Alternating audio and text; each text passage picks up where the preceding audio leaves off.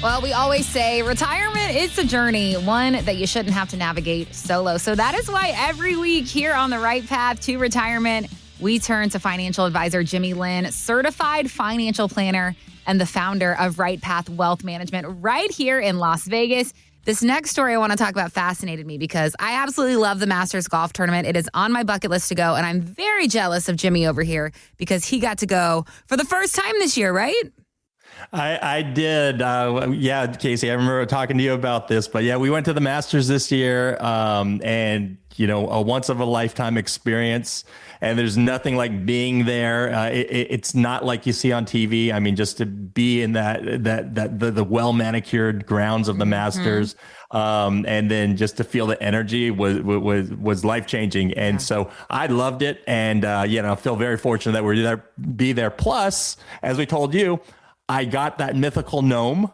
So right. I have the gnome. And for those that are listening, if they catch this, if you come to our office, we're moving into a new office soon, and it's going to be proudly displayed. So if you see it and you hear this, then you'll know that's the magical gnome that I worked so hard to get. And it was hard work, as I told you. Right. You got up at the break of dawn to get that thing. Yeah. 4:30 in the morning. I woke up on vacation, quote unquote, right? I got up at 4:30 in the morning, but we got that magical gnome. He was dedicated to the gnome. Well, it's on my bucket list to go. I'm going to make it one day. But if you've ever watched the Masters golf tournament on TV, then you probably know that Augusta National is very, very serious about protecting its turf. And the club has actually spent nearly $300 million buying up the surrounding neighborhoods around it. Now, most homeowners, it was a no-brainer. They sold their homes. They became millionaires overnight. What do you have to lose? But not one couple, Herman and Elizabeth Thacker. They never sold their home, and now they've since passed, but their daughter still lives at the home, and she says she is not selling to Augusta National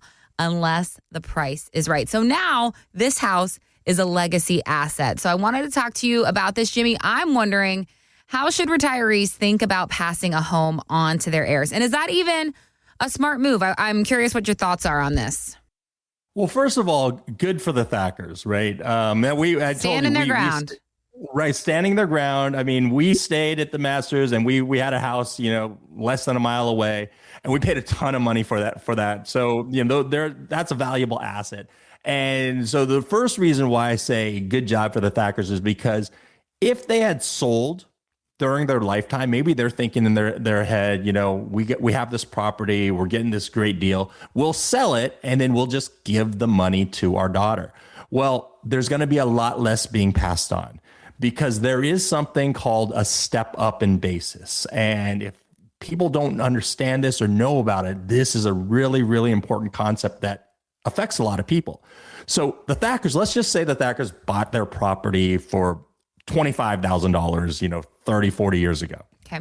And so now the Masters is offering them $525,000. So they're going to make $500,000 of profit if they sell that property to the Masters. And that's a lot of money to pass on to the daughter, right? Mm-hmm.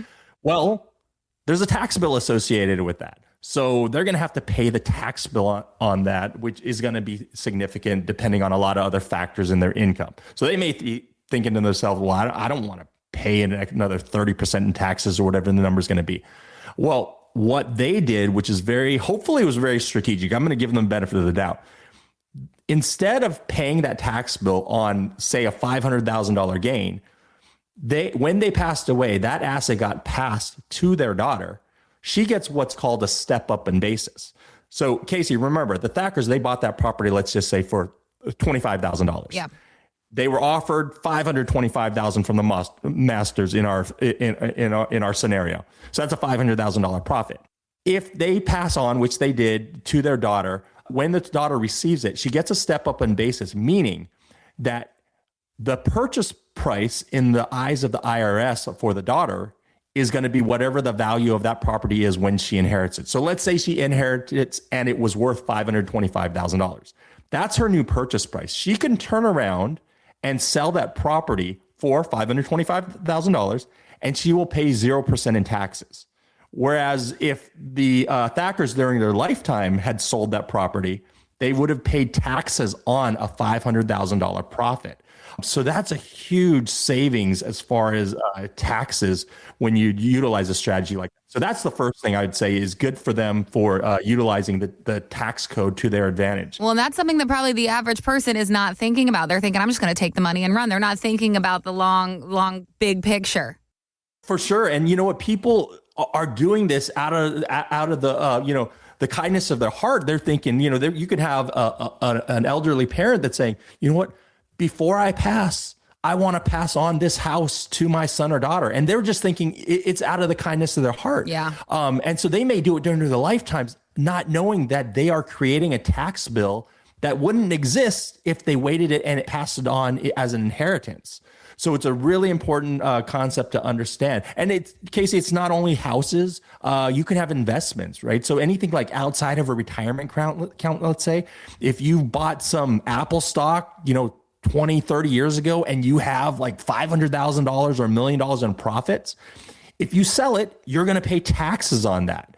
But if you pass that on to your son or daughter or your heirs, they get that same step up in basis. So they can inherit $1 million of Apple stock, turn around and sell it the next day and not pay any taxes on it. So it's a really, really powerful piece of tax code that people could utilize to save in taxes. But that would be the first thing. It is understanding the tax code.